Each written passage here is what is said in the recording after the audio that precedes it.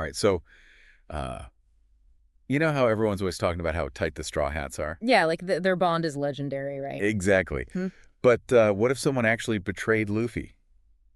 I mean, it sounds crazy, but It does. there's this analysis going around, and it actually makes a case for how each Straw Hat could potentially turn on Luffy. Oh, wow. Yeah, so we're going to deep dive into that today, see how solid this whole betrayal theory really is. I mean, it's definitely an interesting thought experiment. One Piece is all about loyalty and friendship, but Right. like even in real life, things happen, you know? People change, relationships get complicated. So true. So let's break down this analysis and see what it says about each straw hat and whether betrayal is actually possible. Okay, so where do we even start with this? I mean, you've got Zoro, who's like Luffy's right-hand man. Yeah, the source actually calls him one of the Unbreakables, along with Sanji and Jinbei. They're like Luffy's core crew. Makes sense. They've all got his back no matter what. Right. But the analysis goes deeper than that. It's not just about blind loyalty with Zoro. He's got his own ambition, too. To become the world's greatest swordsman. Exactly. And for him to achieve that Luffy needs to become the Pirate King, their goals are like totally intertwined. So betraying Luffy would basically be like betraying his own dream. Yeah.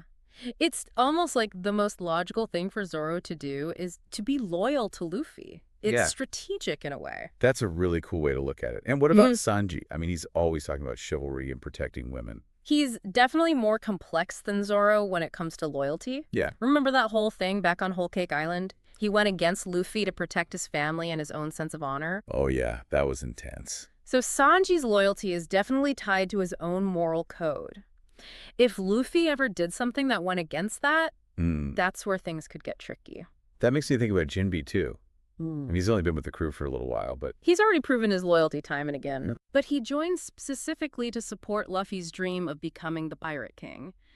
If Luffy ever deviated from that path or went against Jinbe's own principles, who knows? yeah, that's a good point. Even the most loyal people have their limits, right? Exactly. It's not just about their personalities, but about circumstances and how they align with their values. So we got this unbreakable trio.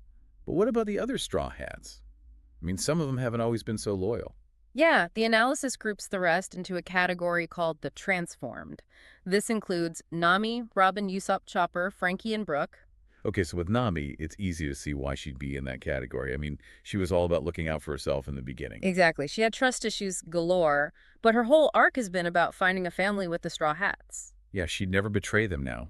It'd be like betraying herself. And Robin's story is similar. She was so used to being alone, and then Luffy came along and offered her a place to belong. He basically saved her life, too. Right. So for Robin, betrayal would be like rejecting that acceptance and everything she's learned about trusting others. So basically, Nami and Robin have come too far to throw it all away. Pretty much. And then you've got Usopp, who famously had that huge fight with Luffy back in Water 7. Oh, yeah, that was tough to watch. It was, but that conflict actually highlights something important about loyalty. It's not always smooth sailing. There are going to be bumps in the road, disagreements, even fights. But true loyalty means coming back together stronger. And Usopp definitely proved his loyalty in the end. He did, and the same goes for Chopper, Frankie, and Brook. They've all been touched by Luffy's kindness and belief in them in different ways. Chopper just wants to be helpful and be part of the crew. Yeah, and Frankie found a new purpose thanks to Luffy. And Brook finally found a new family after being alone for so long. Exactly. They all owe Luffy big time, and they'd never betray that trust. So it seems like individually it's pretty unlikely that any of the Straw Hats would betray Luffy. Yeah, the analysis makes a strong case for that, but it also throws in a big what if. Okay, spill the tea. Yeah. What's this what if? What if a Straw Hat was forced into a situation where they had to choose between Luffy and something even more important to them? Like what? Like their deepest values or beliefs. Imagine a scenario where Luffy's actions clash with what a Straw Hat fundamentally believes in. Whoa. Yeah.